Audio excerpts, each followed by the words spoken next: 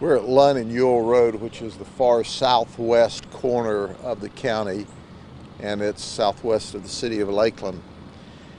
And the details that I give you today are not going to be great, but it's going to be sad. There's no winners as a result of this event. But here's what occurred. There was supposed to be a child exchange. The child exchange involves a little boy who's not yet 2 years of age. And when the child exchange was supposed to take place, we ultimately received first a 911 call from the victim, who is now deceased, talking about having problems with his child exchange. And then we began to get a series of calls, one being a 911 call from the shooter, who said that he just shot the victim at this alleged child exchange. Now, we've only been here a few minutes. There's a lot of details we're working through. We're looking at court orders that are already in place. We're looking at court orders that are in place that have been modified. We do know that our victim, who's deceased, mother was with him and saw her son get fatally shot. We also know that the shooter is apparently the boyfriend of the ex-wife of the victim, and obviously the mother of the child. She was not present at the time. So you have the foundation of the information that our homicide detectives are working with right now in order to sort this out. There's no way I can give you details on who's right and who's not right at this very early stage of the investigation. What I can tell you is everyone is cooperating in the investigation, and we will be able to sort this out over a period of time. So the little boy was going from the dead person to the shooter, or the shooter to the dead person? The little boy was going from his mother's custody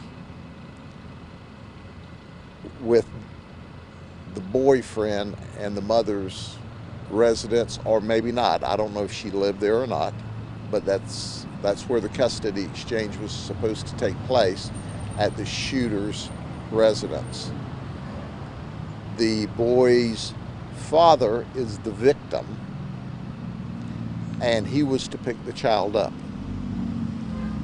But obviously, this domestic violence event went terribly bad, and as a result, we have a little fella not yet 2 years old without his father, who's now deceased.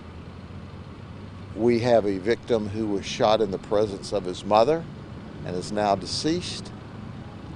And we don't know what the culpability is on either side, because the shooter is also cooperating with us and also dialed 911.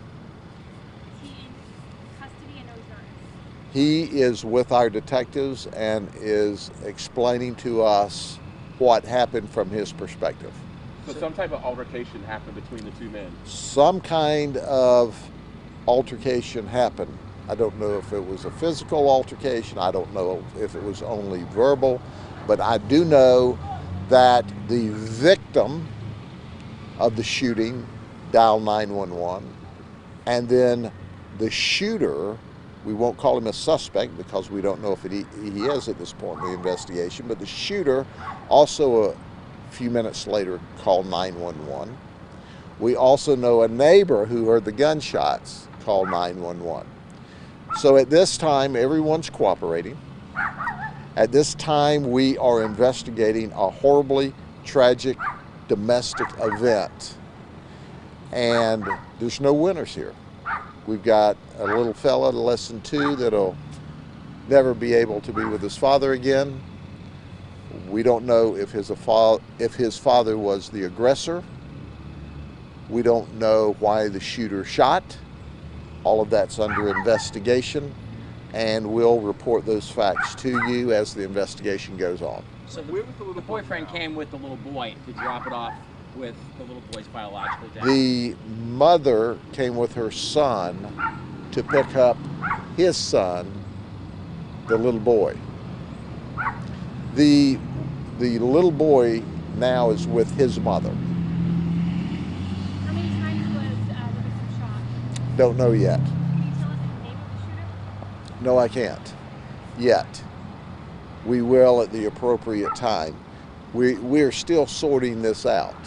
And was the little boy's mother, was she present? She was not present. She was away from the house when the domestic event took place and the ultimate shooting occurred. So, but once again, we're here talking about this in a very short period of time after it happened. The only thing we're sure of is there was a horrible shooting and a dead person at a exchange of custody of a little fella less than 2 years old. Do we know if there's been any other altercation between these two men in the past? We'll investigate that to see where and if we've been here before or interacted with these folks, but I can tell you the court order says that the victim of the shooting has to have someone with him when the custody exchange occurs, which tells you there's a contentious history. Because when you're having to bring someone with you, a neutral party or a referee or someone, it usually means that the divorce and or custody exchanges have been contentious. That's a subjective thought on my part based upon the history. But what occurred here today, who was right and who was wrong, we don't know yet. Okay? Thank you very much.